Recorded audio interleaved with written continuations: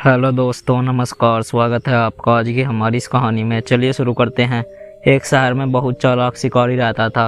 उसे हिरन का शिकार करना बहुत शौक। एक बार वह हिरन की तलाश में घने जंगल में चला गया। रास्ते में उसे बहुत बड़ा सूर दिखाई दिया। फिर भी उसने पहले तो हिरन का शिकार किया, क्योंकि उसे पता था कि यह सूअर भागने वाला नहीं है। हिरन का शिकार करके शिकारी ने उसे अपने कंधे पर डाला और फिर सूअर का शिकार करने चल पड़ा। वह मन ही मन में सोच रहा था कि चलो आज तो कई दिनों तक का धंधा हो जाएगा। आज सूअर और हिरन दोनों का मांस उसके लिए कई दिनों तक के लिए प्राप्त हो जाएगा। लेकिन केवल यही नहीं, वह इससे अपने मित्र को भी भेज देगा। जब सूअर उसे दिखाई दिया तो उसने हिरन को अपने कंधे से उतारकर एक वृक्ष के नीचे रख दिया और सूअर पर तीर चलाया। जैसे ही तीर सूअर की छाती पर लगा, वह क्रोध से भयकर शिकारी पर झपटा। सूअर के शरीर में बाण बहुत गहरा फंसा हुआ था, उसके कारण बहुत खून बह रहा था, किंतु फिर भी वह मरने से पूर्व अपने शत्रु से बदला लेना चाहता था। मनुष्य की जब मृत्यु होती है तो उसके लिए कोई बहाना नहीं चाहिए। किसी न किसी बहाने मृत्युवाणी को अपने साथ ले जाती है। यही हाल उस समय उस शिकारी का हुआ। शिकारी सूअर के क्रोध में अंधा होकर उस पर इतना प्रबल आक्रमण किया कि शिकारी धरती पर चित रह गया। धरती पर गिरते ही उसके मुंह से अंतिम चीख निकली।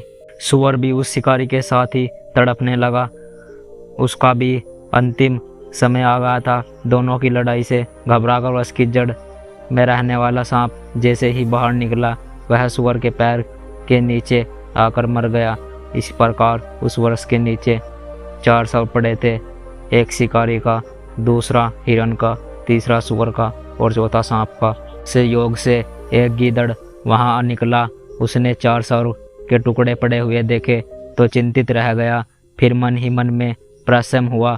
वह सोचने लगा, ऐसा भाग्यशाली अवसर तो जीवन में बहुत कम आते हैं कि किसी को एक दिन में 4 शिकारी का एक साथ मिल जाए। भगवान ही मुझ पर दया आ गई, मेरे लिए कई दिनों तक का भोजन उपलब्ध करा दिया। यदि कोई वस्तु किसी भी वाणी को अवश्य से अधिक मिल जाता है तो उसके लिए उसे संभालना एक समस्या बन जाती है। यही दिशा उस समय गीदड़ की हो रही थी। वह मन ही मन में उलझा हुआ था। वृक्ष के नीचे बैठा वह इतनी देर तक यही सोचता रहा कि अंतिम में इस निवारण पर पहुंचा कि पहले 1 मास तक इस मनुष्य के मांस से काम चलाया जाएगा। दूसरा मास में हिरन का और मनुष्य वर का मांस खाना आरंभ किया जाएगा। अब इन तीनों का मांस प्राप्त हो जाए तो एक दिन तो सांप का मांस भी चला जाएगा।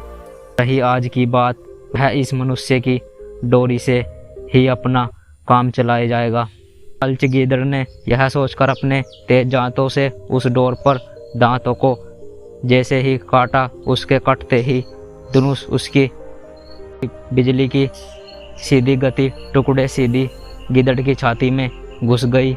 इससे पहले कि गीदड़ ले पाता, लकड़ी उसके शरीर के आर पार हो गई थी। 5वां सर उस गीदड़ का भी धरती पर दिखाई देने लगता है। दोस्तों, इस कहानी से यही शिक्षा मिलती है कि इंसान को अधिक लालच नहीं करना चाहिए। जैसे कि कहानी में स्पष्ट है, यदि शिकारी सूअर का लालच करता तो जान से हाथ नहीं धोना पड़ता। यदि गीदड़ महीने का हिसाब नहीं लगाया, हिरन का मांस खाकर भी चला जाता तो भी अपने जान से हाथ नहीं धो बैठता। दोस्तों, यह कहानी आपको कैसी लगी कमेंट बॉक्स में ज़रूर बताएं। धन्यवाद।